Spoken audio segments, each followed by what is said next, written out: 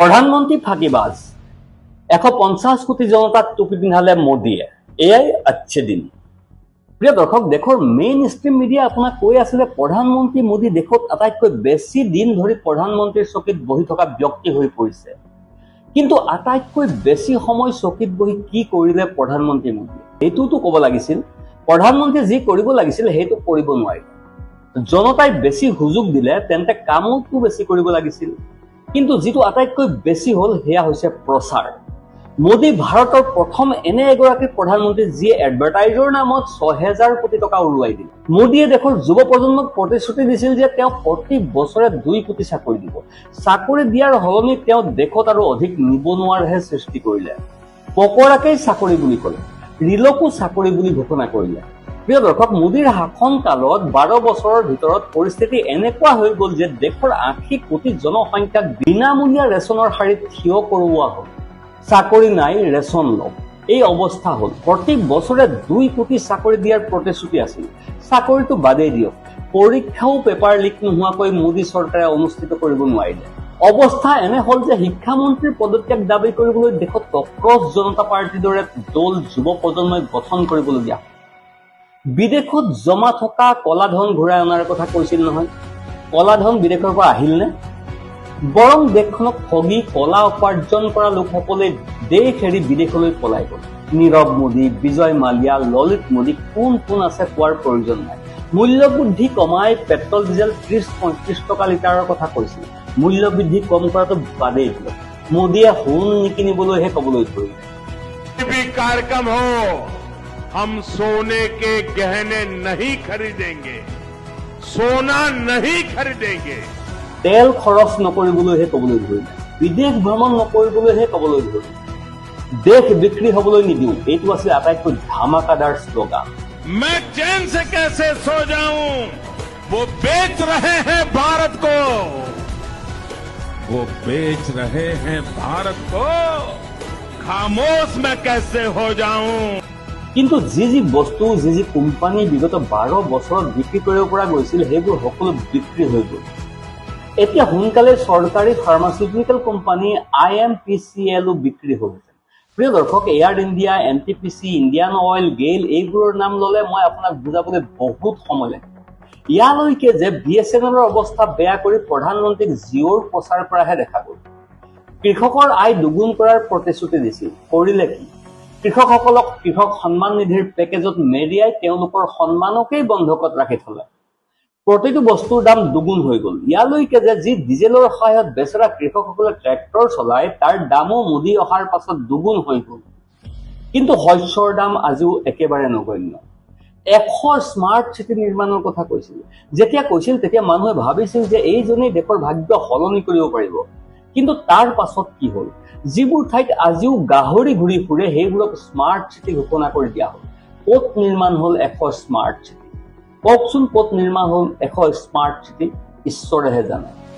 বাৰু, টকা আৰু ডলাৰ সমান কৰাৰ বাবে আহিছিল। কিন্তু মোদী চৰকাৰে টকাৰ যি সন্মান লুটিলে সেইটো আপুনি মোতকৈ বেছি ভালদৰে জানে। প্ৰিয় দৰ্শক, আগতে কি কৈছিল?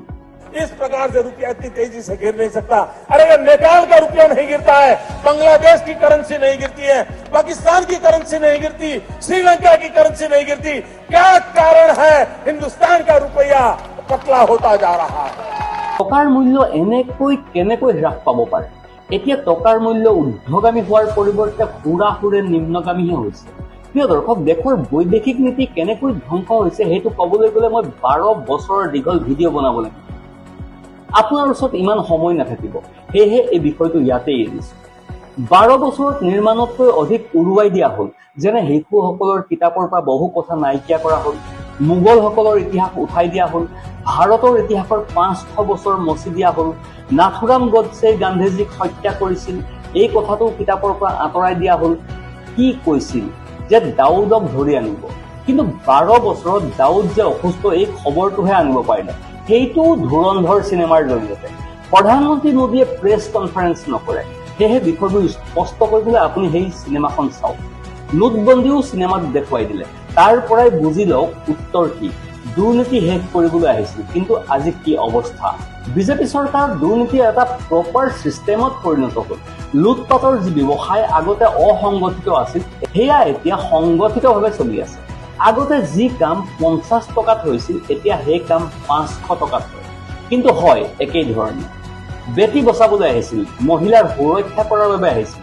উল্টা এতিয়া মহিলাৰ ওপৰত অত্যাচাৰৰ গোচৰ আগতকৈ বহু বেছি ৰেজিষ্টাৰ হৈছে। প্ৰিয় দৰ্শক, নোটবন্দী আৰু GSTৰ কথাটো বহু হাই লেভেলৰ বিষয় হৈ গ'ল।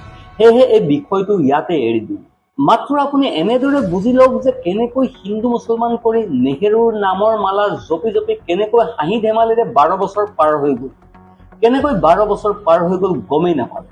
নিৰ্মাণতকৈ অধিক 12 বছৰত বিক্ৰীহে কৰা হ'ল। মিছা নকওঁ, ৰাস্তা দলং নিৰ্মাণৰ যি নিয়মীয়া কাম সেইবোৰ কৰিছে, টোল গেট ঠিক ঠাককৈ লগাইছে, ৰাস্তা ঘাট নিৰ্মাণ কৰিছে। এইবোৰো যদি নকৰিলেহেঁতেন তেন্তে ঠিকাদাৰসকলে কি কৰিলেহেঁতেন? বিষয়াসকলে যি কৰিব পাৰিছিল কৰিছে, কিন্তু প্ৰধানমন্ত্ৰীয়ে যিবোৰ ডাঙৰ বিষয়ৰ ঢোল পিটিছিল সেইবোৰ হোৱা নাই। মই মেইন ষ্ট্ৰীম মিডিয়াৰ দৰে একপক্ষীয় কথা নকওঁ, কি ভাল কাম কৰিছে সেইটোও আপোনাক কম। বিগত 12 বছৰত ED, CBI, ইনকাম টেক্স এজেঞ্চিসমূহক ভালদৰে ইউজ কৰিছে। চান্দা চুৰিৰ ইলেক্টৰেল বণ্ডৰ পথ মোকলাই লৈছে। ইলেকশ্যন কমিশ্যনৰ পৰা কেনেকৈ কাম আদায় কৰিব লাগে সেইটোও বিশ্বক দেখুৱাই দিছে। নিজৰ দুজন প্ৰিয় ব্যক্তিক উৰিবলৈ ভাৰতৰ সমগ্ৰ আকাশ এৰি দিছে। এটা কথা আছে, জনতাৰ বাবে নহলেও নিজৰ মানুহৰ বাবে মোদী 56 ইঞ্চিৰ বুকুলৈ থিয় হৈ আছে। শিক্ষা মন্ত্ৰালয় চম্ভালিব নোৱাৰা ধৰ্মেন্দ্ৰ প্ৰধানক শিক্ষা মন্ত্ৰালয়তে বহুৱাই ৰাখিছে। প্ৰিয় দৰ্শক, শেষত এটা কথা কৈ নিজৰ কথা শেষ কৰিম। চীন আমাৰ পাছত স্বাধীন হৈছিল। আমাতকৈও অধিক শোচনীয় অৱস্থা আছিল। মানুহে নৰেন্দ্ৰ মোদীক কিয় নিৰ্বাচিত কৰিছিল?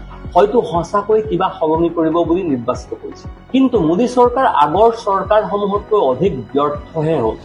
এতিয়া কেৱল সকলোকে ধৰ্মহে চলিছে। আপোনাৰ মতামত কি? কমেণ্টত জনাব। যদি আপোনাৰ এই ভিডিঅ'টো ভাল লাগে তেন্তে শ্বেয়াৰ কৰিব, চেনেলটো ছাবস্ক্ৰাইব কৰিবলৈ নাপাহৰিব। Bureau report, news 1 north east.